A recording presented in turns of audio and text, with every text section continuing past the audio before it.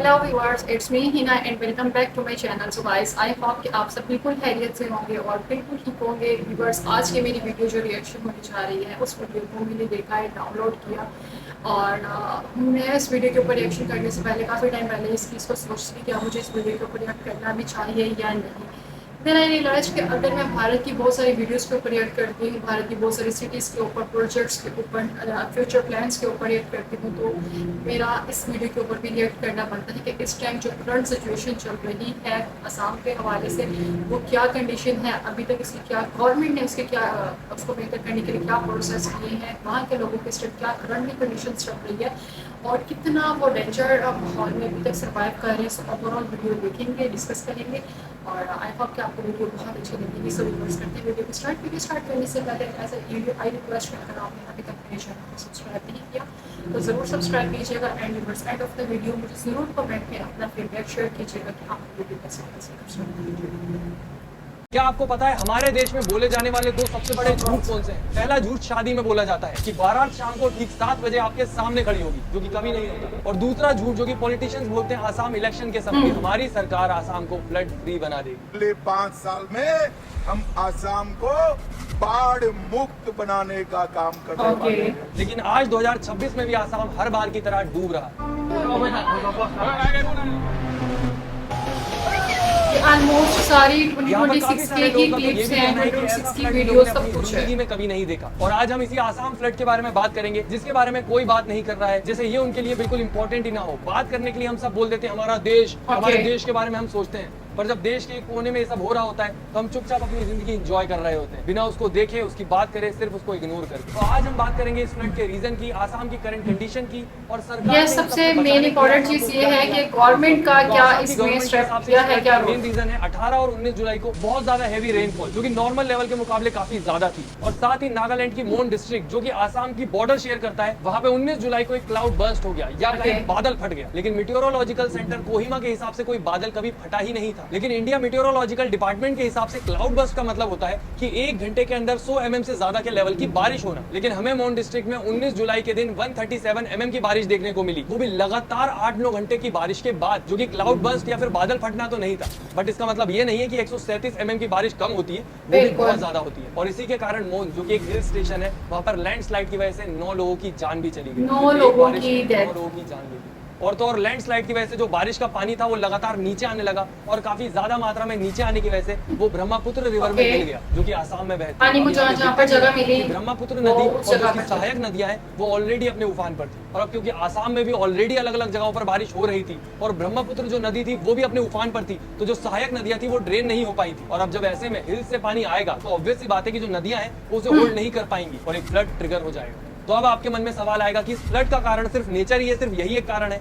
तो मैं कहूंगा नहीं, इस फ्लड का कारण नेचर के साथ साथ इंसान भी है। और इसी बात पर गुवाहाटी यूनिवर्सिटी के एक प्रोफेसर हैं डॉक्टर ध्रुवा ज्योति, उन्होंने बताया है कि सैटेलाइट से अगर आप इमेज देखेंगे तो आपको पता लगेगा जो रिवर वैलीज है उनके आसपास की जो जगह है वहां पर खुदाई की गई है, माइनिंग की गई है, और वो भी जरूरत से ज्यादा। और जब ऐसी खुदाई होती है तो उससे काफी नुकसान होते हैं। पहली चीज ये होती है कि वो जो खुदाई हुई है उससे जो आसपास का एरिया है वो लूज हो जाएगा और वहां पे जो मिट्टी है वो बह के जाएगी नदी में, और नदी का जो बेड होता है सरफेस, वहां पे वो जम जाएगी। और ऐसी मिट्टी और सिल्ट के कारण नदी की जो गहराई होती है और जो पानी होल्ड करने की क्षमता होती है वो कम हो जाती है। अब मुझे पता है आप में से काफी सारे लोगों को शायद ये बात समझ ना आई हो, सर के ऊपर से चली गई हो, तो मैं आपको सिंपल भाषा में समझाता हूँ। मान लीजिए एक बाल्टी है जिसमें 10 लीटर पानी भरा जा सकता है, उसकी क्षमता है 10 लीटर पानी, बट आप उसमें मिट्टी डाल दीजिए, उसके सरफेस में मिट्टी जम जाएगी। अब जो पानी 10 लीटर भर सकता था उस बाल्टी में, अब वो 10 लीटर की क्षमता नहीं बची है क्योंकि मिट्टी ने जगह घेर ली, समझे? तो इस प्रकार से जो नदी होती है उसकी भी क्षमता कम हो जाती है। तो अगर पानी थोड़ा सा भी ज्यादा बरसा तो नदी उसको होल्ड नहीं कर पाती है और वो जस्ट फ्लड हो जाता है। अब लार्ज स्केल माइनिंग के अलावा डिफोरेस्टेशन भी एक कारण है जिसकी वजह से फ्लड आता है। अब आप बोलोगे पेड़ काटने से इसका क्या संबंध? इसके बारे में आईआईटी रुड़की के रिटायर्ड प्रोफेसर नयन शर्मा बताते हैं कि जब बारिश होती है या पानी आता है तो जो पानी होता है वो जड़ों के थ्रू जमीन के अंदर चला जाता है थोड़ा सा, और इससे जो बहाव होता है पानी का वो भी धीरे हो जाता है,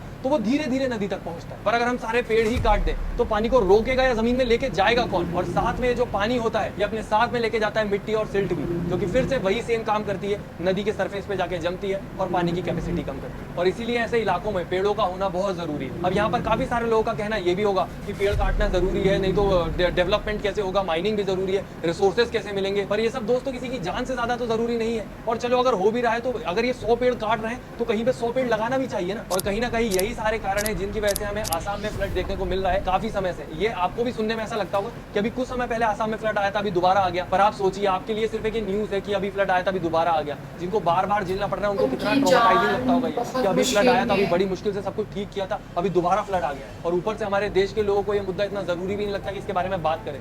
यहाँ तक कि कोई बात भी करता है तो इस वीडियो को भी देखने में कोई इंटरेस्टेड नहीं होगा। बट मैं आपसे बोलूंगा लाइक कमेंट मत करना, पर शेयर जरूर कर देना ताकि ज्यादा से ज्यादा लोगों को पता लगे। और कहीं पे भी रिलीफ फंड वगैरह कुछ हो रहा हो तो लोग अपनी तरफ से भी हेल्प कर पाए।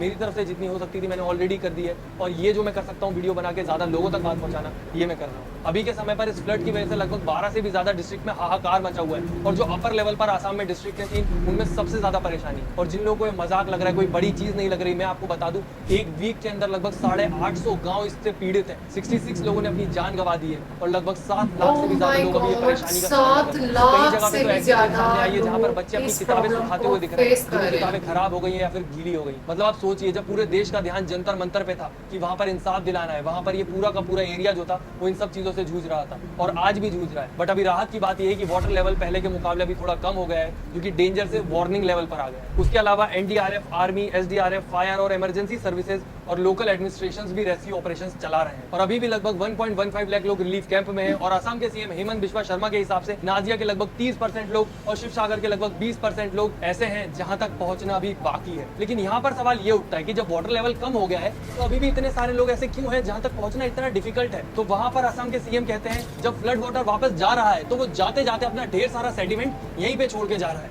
जो कि हाइट में लगभग 7 फीट है। तो इसी कारण से वहां पर चलकर जाना, गाड़ी लेके जाना है, किसी भी प्रकार से जाना काफी ज्यादा डिफिकल्ट हो रहा है। अब यहाँ पर इस पूरी फ्लड कंडीशन से रिलेटेड वहां की सरकार से लोगों का सवाल होना ही चाहिए कि आप लोगों ने जब हर बार इलेक्शन होते हैं तब एक ही बात उठाइए कि आसाम को हम फ्लड फ्री बना देंगे, आसाम को फ्लड फ्री बना देंगे। तो जब भी ऐसा मौका आता है तो इतने सारे लोगों को जूझना क्यों पड़ता है। अब चाहे आप किसी भी इलेक्शन की बात कर लो, चाहे वो आसाम का 2026 का स्टेट इलेक्शन हो, 2021 का इलेक्शन हो या 2016 का इलेक्शन हो, हर बार सेम प्रॉमिस किया जाता है। लगभग पिछले 10 सालों से आसाम की जो स्टेट गवर्नमेंट है वो सेम वादा करती है कि आसाम हम फ्लड फ्री बना देंगे, बट फिर भी कुछ नहीं होता। और इसी वादे के दम पे वोट लिए जाते हैं हर बार। और जब भी ऐसी कोई सिचुएशन आती है तो ये एकदम कंफ्यूज्ड एक्ट करते हैं कि अरे नहीं इसमें हमारी क्या गलती है, ये तो नेचर का है, हम इसमें क्या कर सकते हैं। पर जब अंत में ये सब नेचर की ही गलती है तो आप लोग ये वादा ही क्यों करते हो कि हम इसको फ्लड फ्री बना देंगे, फ्लड आएगा ही नहीं। और इन सब वादों के दम पर जो किसान होता है, जो गरीब आदमी होता है, वो इनके भरोसे बैठा होता है कि हमारे राज्य में ऐसा कुछ नहीं होने वाला, वादा किया था मंत्री जी, उसका तो खेत और घर उजड़ गया, वो तो बैठा रह गया अपनी उम्मीद के साथ। अब इसका मतलब ये नहीं है कि आसाम में इससे रिलेटेड कुछ काम नहीं हुआ, काम भी हुआ है, बट पिछले 10 साल से यही प्रॉमिस किया जा रहा है और ना जाने आगे कितने समय तक किया भी जाएगा। बाकी मेरा काम था वीडियो बनाना, मैंने कर दिया। अब आपका काम है इसको ज्यादा से ज्यादा शेयर करें